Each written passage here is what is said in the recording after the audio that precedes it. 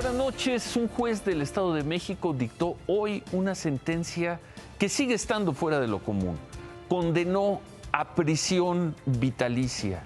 Repito, a prisión vitalicia a un joven de 22 años que pasará en la cárcel el resto de sus días por este hecho del año pasado.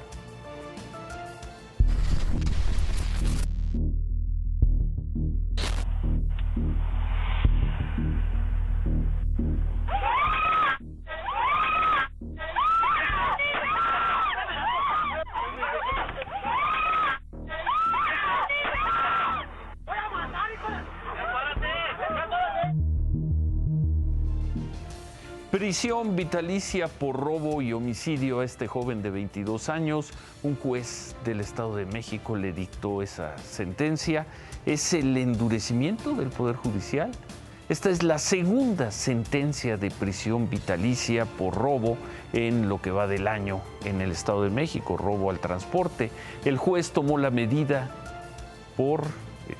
extrema por el grado de violencia ejercido por el joven José Luis Torres Sánchez. ¿Es esa la salida al gravísimo problema de inseguridad y violencia? ¿Ayudará esa sentencia a reducir en algo el infierno perenne de los asaltos en el transporte público del Estado de México? Anoche se dio otra ejecución en la Ciudad de México, en calles de la alcaldía Gustavo Amadero. Mataron a una pareja muy conocida en Tepito y en esa zona de la ciudad. Los mataron, todo indica, por ser los dueños de un lugar muy exitoso que se llama Las Dolls Drinks, un establecimiento donde se vende bebida alcohólica y sobre todo se baila en Tepito. Extorsión, cobro de piso o vínculos con la Unión Tepito son algunas de las líneas de investigación en torno al asesinato de Diana Odeli Rodríguez y Adrián Mendoza, dueños de Dolls Drinks, las famosas licuachelas de Tepito. Anoche, en la esquina de Congreso de la Unión y Oriente 121 en la alcaldía Gustavo Amadero, fueron ejecutados a bordo de su camioneta cuando estaban por llegar a su casa. La cercanía de Diana Odeli, sobrina de Pancho Cayagua, fundador de la Unión Tepito, es uno de los ejes de la investigación. De igual forma se investigan los antecedentes penales de Adrián Mendoza, quien ya había sido detenido por lo menos en 2 ocasiones. Sin embargo, familiares de Diana Odeli señalaron que estaban siendo extorsionados en su negocio.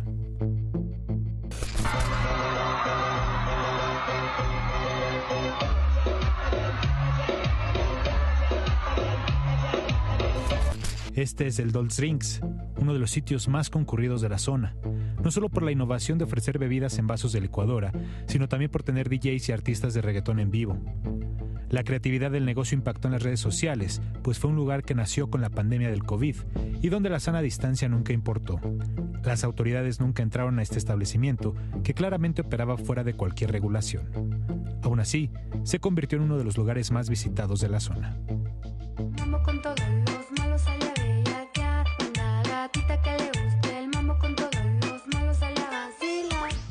Famosos del nivel de Cristian Nodal, Casu, Juan Pazurita, la banda Calibre 50, Paola Rojas y Bellacat entraban al Barrio Bravo para vivir la experiencia completa de las licuachelas. Y todo indicaría que fue por extorsión, como sea. Otras 2 ejecuciones, esta vez en la Ciudad de México, 2 ejecuciones en el país.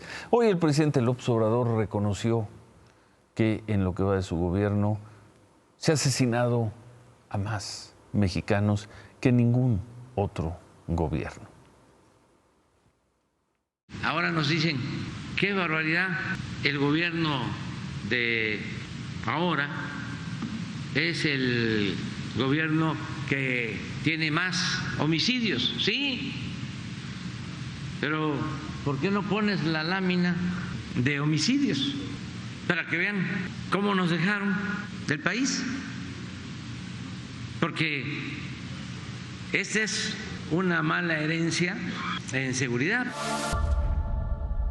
Una mala herencia, pero también son 4 años y medio. Se cumplieron ayer 4 años y medio de este gobierno. Nunca en un lapso así se había asesinado a más mexicanos. En León, en Guanajuato, Ayer mataron a balazos a un empresario ganadero, Gustavo Cordero. Lo mataron en su auto y en el auto iban su esposa y 2 hijos menores que resultaron ilesos. Gustavo Cordero era además primo del gobernador de Diego Sinue Rodríguez, aunque de acuerdo con los medios locales no tenían una relación cercana. Eso en Querétaro. En Zacatecas hoy se confirmó que fue liberado Pedro Ávila, primo del gobernador David Monreal. Estaba secuestrado desde el 20 de mayo, fue liberado por quienes se lo llevaron luego de que comenzaran operativos de la autoridad estatal, del Ejército, la Guardia Nacional. Junto al primo de los hermanos Monreal fueron liberadas otras 2 personas que pues venían golpeadas, pero razonablemente bien. Sobre los cuerpos que ayer fueron encontrados en una fosa clandestina en una barranca de Zapopan, Jalisco, esta noche la Fiscalía de ese estado informó que pues los cuerpos coinciden con características físicas de algunos de los 8 jóvenes desaparecidos desde hace semana y media y quienes trabajaban en un call center. La Fiscalía del Estado se reunió con familiares de los jóvenes, se les dio la información y bueno, pues faltaría los exámenes de ADN para confirmar la identidad. Y sobre otra de las historias que ha sido muy comentadas esta semana, la del policía, porque es un policía de la Ciudad de México que arrojó a un caso hirviendo en Tecámac, arrojó un perro y que hoy el policía está preso en un penal de Chiconautla por maltrato animal. Anoche nos preguntamos si este policía había aprobado los exámenes de control de confianza, como la mayoría en la corporación. Hoy, pues al parecer, en respuesta a esta pregunta, el secretario de Seguridad, Omar García Harfuch, respondió. Sí, estamos trabajando en todo el perfil de esta persona. Él tenía control y confianza vigente, que también quiero decir que eso no nos dice mucho. Nosotros en la Secretaría de Seguridad Ciudadana hemos comunicado con toda transparencia las detenciones que hacemos de los compañeros. Tenemos más de 330 compañeras y compañeros detenidos, la mitad por delitos graves, la mitad con una investigación que se lleva de la mano por parte de la Fiscalía General de Justicia de la Ciudad de México. Bueno, pues ahí está la respuesta y el añadido: 330 policías bajo proceso. 330 policías es la policía de la Ciudad de México.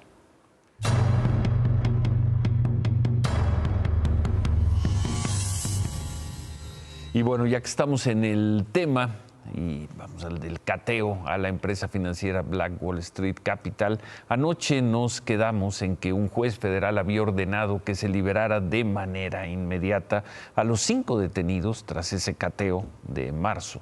El dueño de la empresa es uno de los 5 detenidos. El juez argumentó ayer que hubo múltiples irregularidades de ministerios públicos como policías de la Ciudad de México, irregularidades que se cometieron con la intención de incriminar a estas 5 personas. ¿Qué tipo de irregularidades? Pues bueno, por ejemplo, que las maletas con dinero no se reportaron en el listado de evidencias y luego desaparecieron, o que se alteró el lugar de los hechos porque los peritos de la Fiscalía habrían sembrado armas y desconectado las cámaras de seguridad. Es decir, el juez dijo anoche que se había dado un efecto corruptor, por lo que se declaró la nulidad de todo lo recabado en el cateo y ordenó que se le eliminaran los cargos a estas personas, posesión de armas, en fin, cualquier delito.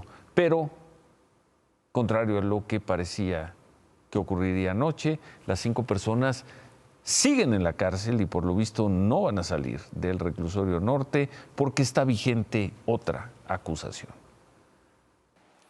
La resolución dictada por una autoridad federal solo aplica para los delitos imputados que corresponden a ese fuero, que son contra la salud y violación a la Ley Federal de Armas de Fuego y Explosivos, no así para el que corresponde al fuero común, como es el caso de operaciones con recursos de procedencia ilícita. El vocero, lo vemos, el vocero de la Fiscalía de Capitalina, Ulises Lara, dijo también que hasta el momento, 2 meses y medio después del cateo, los abogados de Black Wall Street no han presentado ninguna denuncia por el supuesto robo de dinero, unos 75 millones de pesos.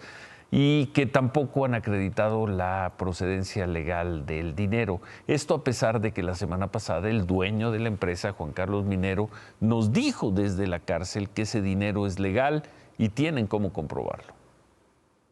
Existen contratos, existen papeletas, existen pagos de impuestos, existe toda una trazabilidad de ese recurso. Lejos de lo que podría pensar la gente, no es lavado de dinero. Bueno, entonces se quejan de que les robaron dinero, pero no presentan la denuncia. Un juez habla de efecto corruptor, pero otro juez no ve el efecto corruptor y mantiene en la cárcel a estas personas. Los abogados de las 5 personas detenidas insisten en que no hay razón para que sus defendidos sigan en la cárcel. Ayer fue un juez federal quien resolvió que hubo un efecto corruptor. Ahora le toca a un juez de control local resolver en más o menos 24 horas si hubo efecto corruptor, es decir, si quedan libres o no. Este juez considerará las evidencias de ilegalidad resueltas por el otro juez o ocurrirá una de esas cosas extrañas en el poder judicial. Bueno, cambio de tema, vamos a ver esta imagen, porque este es el hombre en el que muchas personas fincan su esperanza para que siga habiendo democracia plena en Estados Unidos. Es Joe Biden. Es la imagen. Así se cayó hoy Joe Biden en una ceremonia. Iba a entregar unos diplomas a graduados de la Fuerza Aérea y después de entregar el último, dio un paso y se cayó. Se tropezó con una bolsa de arena que habían colocado ahí en el escenario. Lo ayudaron a levantarse porque al parecer pues él no lo hubiera conseguido. Y bueno, más tarde la Casa Blanca informó que no sufrió ninguna lesión, pero queda esa imagen de una persona de edad que cae constantemente y que es el símbolo de esperanza democrática para millones de personas dentro y fuera de Estados Unidos. Joe Biden, Claudia, buenas noches. Joe Biden senil, ese es el término con el que ha denominado en más de una ocasión Donald Trump a Joe Biden, quien por cierto hoy volvió a arremeter en su contra. Dijo que las muertes por sobredosis aumentaron en este gobierno. Trump también dijo que cuando él regrese a la Casa Blanca va a desplegar a militares en las calles para acabar con la crisis del fentanilo y que además va a imponer pena de muerte a los narcotraficantes. Así lo dijo. I will impose a full naval embargo on the drug cartels and deploy military assets to inflict maximum damage on cartel operations. I will insist on the full cooperation of neighboring governments to dismantle the trafficking and smuggling networks in our region, and I will ask Congress to ensure that drug dealers, kingpins, and human traffickers receive the death penalty. Well, they are killing our people, they are poisoning our beautiful children. Eso Trump en Estados Unidos. En México, dicho por el almirante Rafael Ojeda, secretario de Marina, vamos a ser potencia mundial. Dijo, entre otras cosas, que contar con una marina sólida es un factor clave para el desarrollo nacional y el cuidado de los recursos marinos. Fue durante un discurso que dio por la conmemoración del Día de la Marina. Hoy más que nunca ratificamos que en el mar nuestra patria tiene una ruta de proyección política, económica y social. En el mar, esta nación tiene un poderío marítimo de gran importancia. Esto es todo México. Es México y en un futuro próximo seremos una potencia mundial en el ámbito marítimo. Rafael Ojeda también recibió el respaldo del presidente López Obrador, quien además dijo que la Secretaría de Marina es un pilar importantísimo en lo económico, en lo social y en lo político.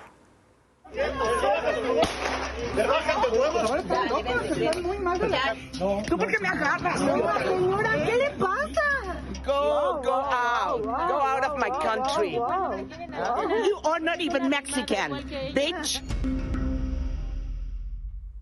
Y todo esto por un espacio de estacionamiento. El martes presentábamos estas imágenes. Marta Koren, esta mujer ucraniana que veíamos en pantalla, que fue insultada, sí, y agredida en Ciudad Satélite por este conflicto. Pero en este conflicto, inclusive, hubo disparos al aire.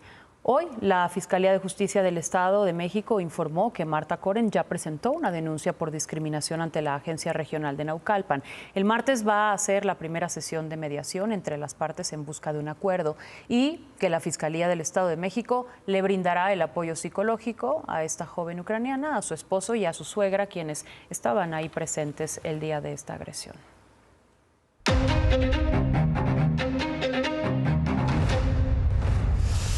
A ver, vamos a terminar de ver, hablando de agresiones, esta historia. El martes informamos que el Tribunal Electoral de la Federación determinó que la gobernadora de Campeche, Laida Sansores, incurrió en violencia política de género contra diputadas del PRI. Conocimos más detalles de la sentencia dirigida no solo a la gobernadora Laida Sansores.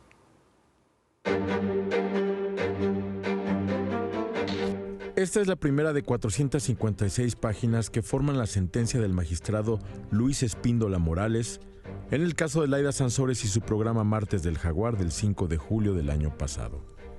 Un viaje al interior del documento permite conocer los argumentos que desde el derecho distinguen el periodismo de la propaganda, lo informativo del gusto por el escándalo.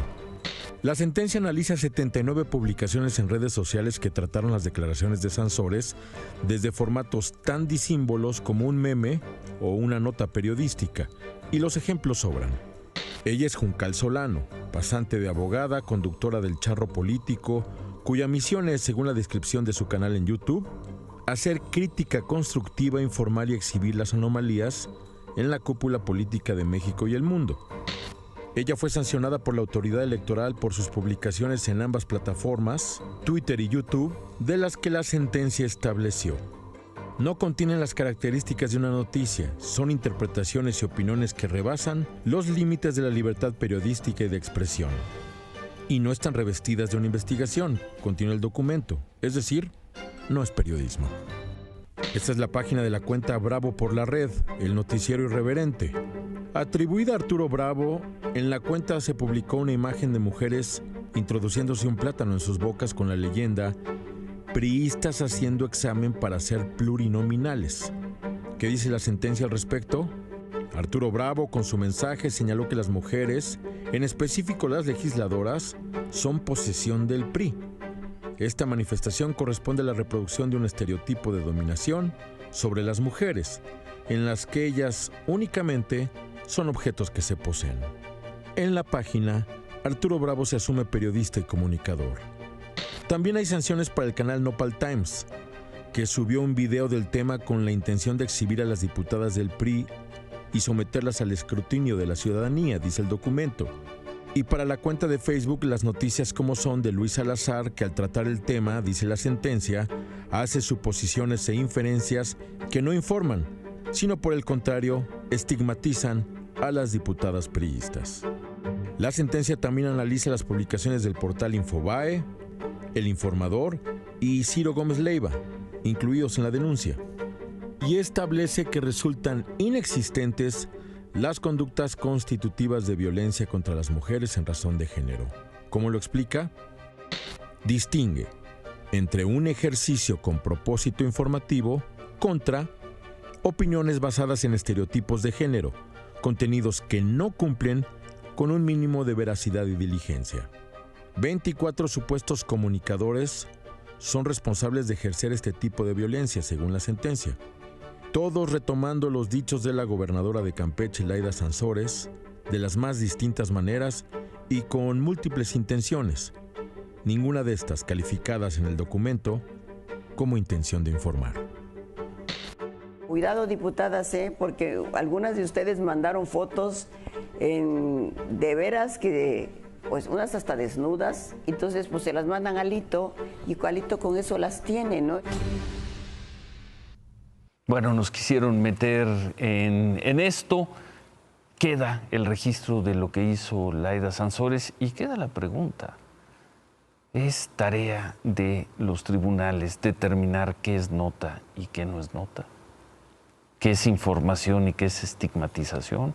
Una cosa es un servidor público como esta mujer, la gobernadora de Campeche, y otra cosa es lo que los comunicadores hagan en sus medios de comunicación. En fin, pero bueno, son nuestros tiempos. Y sobre el caso del niño de 13 años que hirió de un disparo a una conserje de una secundaria de Los Reyes La Paz, hoy un grupo de padres de familia fueron a la escuela para exigir a los directivos que refuercen la seguridad porque dicen que incluso se vende droga al interior de la secundaria. Las autoridades escolares se comprometieron a que el lunes habrá un operativo de mochila segura con apoyo de las autoridades de Los Reyes, aunque los mismos directivos aseguran que no es la primera vez que son víctimas de este tipo de agresiones de los alumnos. Pero ¿quién me ayuda? No me ayudan. Me apedrean, me mientan la madre mis alumnos allá, pero yo no me rajo, allá estoy con ustedes. Sí, allá estoy. Sí. Ha habido operación, han venido los canes, han venido constantemente, nos están apoyando allá afuera. Vienen los policías y ahí están en la entrada. ¿Se va a implementar? Se va a implementar, aquí están. Ah, bueno, entonces se va a implementar. Okay. Se van a reanudar las clases hasta el lunes. Hasta el día lunes, por favor, esa fue la indicación. Me mientan la madre, pero yo no me rajo. ¿Qué procede en esta investigación contra el niño que ha sido identificado como Tony? Por lo pronto continúa. Hay muchas versiones del por qué intentó dispararle a uno de sus maestros, pero hasta este momento ninguna confirmada. Dependerá del conserje herido si quiere una conciliación o se va a proceso judicial. Sin embargo, según la ley en el Estado de México, por tener 13 años, Tony puede ser sujeto a un procedimiento penal, pero no aplica la cárcel. En otras cosas, el martes la Comisión de Quejas del INE le ordenó a Morena que frenara la promoción de sus aspirantes presidenciales, de Claudia Sheinbaum, de Marcelo Ebrard, de Adán Augusto López. Hoy Morena informó que cumplirá con la resolución y le ha pedido a sus militantes que se abstengan de hacer eventos en los que se promocionen, que se abstengan de distribuir propaganda, contratar espectaculares y pintar barda. Esto, entre muchas otras cosas, Morena dijo que no está de acuerdo con la resolución, que la van a impugnar, pero que van a cumplir con lo que les pide el INE. Veremos y quién lo diría. Gracias, Claudia. Ciro, no me puedo ir, porque resulta que la directora de la CONADE, Ana Gabriela Guevara, volvió a criticar al equipo mexicano de nado sincronizado.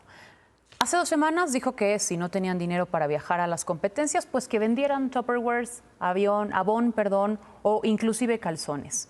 Ahora continúa en el mismo tono, pero mucho más elevado. Vamos a entrar en un tema de definiciones. Y yo te preguntaría, ¿cómo le llamas a un traje de baño? ¿Calzón de baño o traje de baño? Es lo mismo. Si tienen conflicto con los calzones, pues que se los quiten. Pero yo no las mandé a vender calzones. Ellas se pusieron a vender calzones. Yo únicamente dije, si quieren seguir vendiendo, pues que sigan vendiendo. Yo no las mandé. Ese es el detalle. Pero si tienen conflicto con la ropa interior, pues que los puritanos pues dejen de ponérselos, pero no es mi tema el que ellas hayan decidido tomar esa vía. El recurso existe y el gobierno está detrás de todo ello. Así que nuestra parte está en la mejor voluntad de seguir construyendo el mejor México, el mejor apoyo para los deportistas, pero que nos ayuden.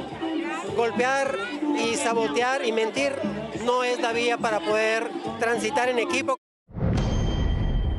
Pura concordia. Bueno, la forma de ¿qué dijeron las nadadoras? De la máxima autoridad del deporte. Pues ellas aseguraron que ellas están enfocadas en sus entrenamientos y en prepararse para los Juegos Centroamericanos y del Caribe que comienzan ya en 20 días en El Salvador. Gracias, Claudia. Buenas noches. Tal como adelantó el presidente López Obrador, Grupo México y los secretarios de Marina, Hacienda y Gobernación firmaron el acuerdo para terminar el pleito por un tramo de las vías del tren de Ferrosur en el Istmo de Tehuantepec. Así lo explicó el presidente. Yo estoy muy contento porque es el rescate de una vía del ferrocarril en una región estratégica. Se llegó a un acuerdo con la empresa del señor Germán Larrea, Grupo México. Van a regresar la concesión y en el tramo de el Istmo hacia Veracruz se amplía la concesión a 8 años. Bueno, al mediodía la empresa Ferrosur confirmó el acuerdo. Explicaron que ese tramo de 127 kilómetros va a ser operado y administrado por la Marina. A cambio, la concesión de Ferrosur se amplía de lo que ya tenían, van a tener 8 años más y se fija una tarifa para el derecho de paso. Ferrosur aseguró también que se llegó a este acuerdo como la mejor opción para preservar sus operaciones y para favorecer el avance del proyecto del gobierno en el corredor interoceánico. De eso nos va a hablar en unos momentos David Páramo. El Banco de México informó que durante abril fueron enviados a México un poco más de 5,000 millones de dólares por remesas. Siguen los migrantes mandando esas cantidades. En enero o abril han entrado casi 19,000 millones de dólares. Volvemos con David y todo esto.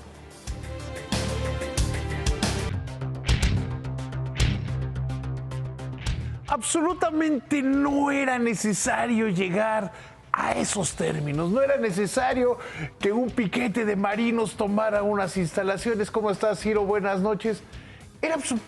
Todo esto que vivimos fue una... ¿No sabes cómo fue la negociación? ¿Te refieres a Ferrosur? Sí, claro, a Ferrosur. Grupo México. Era necesario una negociación en la que el presidente dijera, como no le contestan el teléfono al secretario de Gobernación, entonces tomo las instalaciones temporalmente y que se generara otra vez un clima de esos de golpe a la inversión, de duda a la inversión, los odiadores del presidente. Pero al final se pusieron de acuerdo. Pero en una semana en la que los odiadores del presidente empezaron a decir, ya ven, esto es Venezuela, ya ven, van a empezar las expropiaciones. Y se quedaron sin ese argumento. ¿Cuál es el problema? Que el tipo de cambio estaba en 17.55 en ese momento. ¿Cuánto está hoy? En 17, regresó a 18 y volvió a bajar a 17.55. No pasó nada. No. El tema para mí es... No pasó nada. ¿De veras era necesario?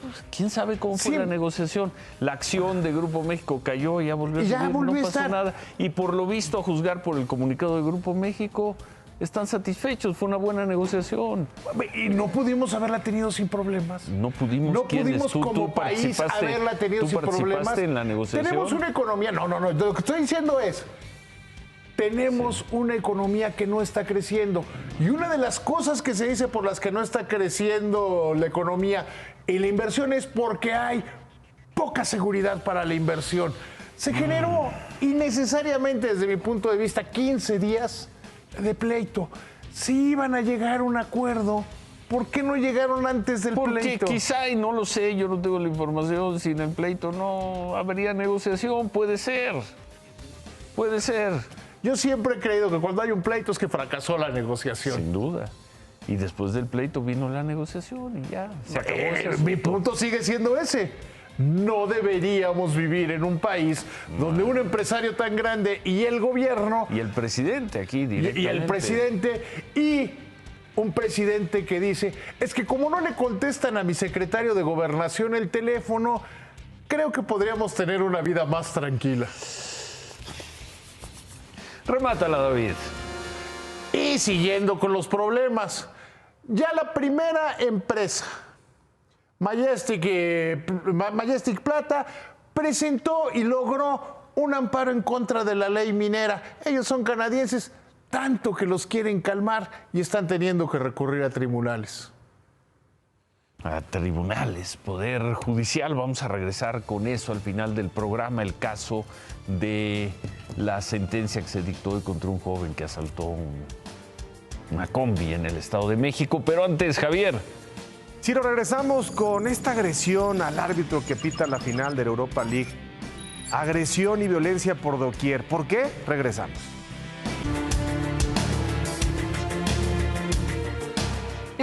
Apenas el martes, el secretario de Gobernación responsabilizó en gran medida a jueces y magistrados por la incontenible violencia e inseguridad en el país.